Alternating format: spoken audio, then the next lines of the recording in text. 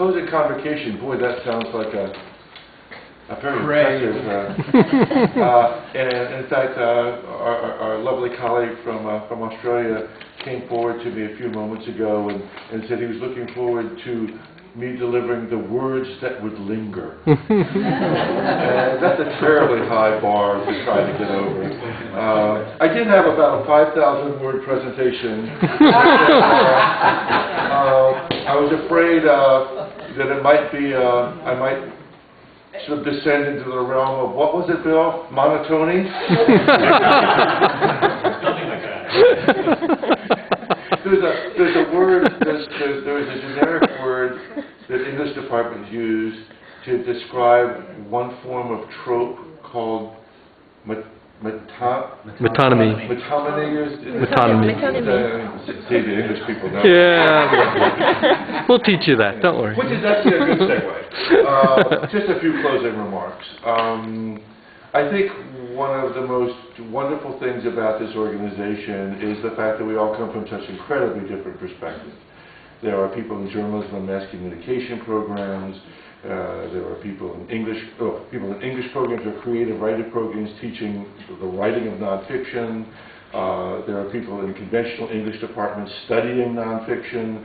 There are teachers of English who use literary journalism to teach English. We have colleagues that are in history departments or teaching history that use literary journalism as examples in the American studies, American civilization context to illuminate America and other countries. One of our great strengths is the fact that we're open to all, and it seems so evident in the last 2.5 days that we saw so many examples of it from so many different perspectives.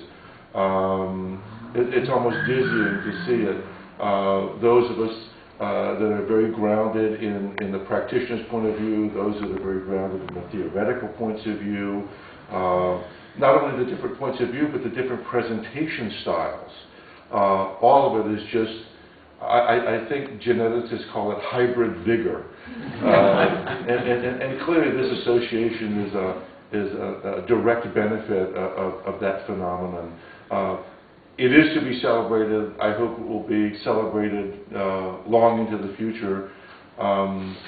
And so for your part in that and for the way that you've contributed to the success of this meeting, please accept my heartfelt thanks. I think it's exactly what we ought to be doing and is what we'll continue to do.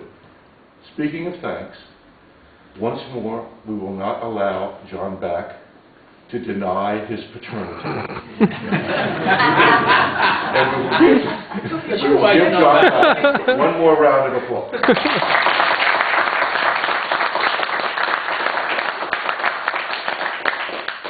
And with equal ardor, it almost needn't be said, but when we were in Paris, or actually a little bit before Paris last year, and we were contemplating, well, where will the next conventions be?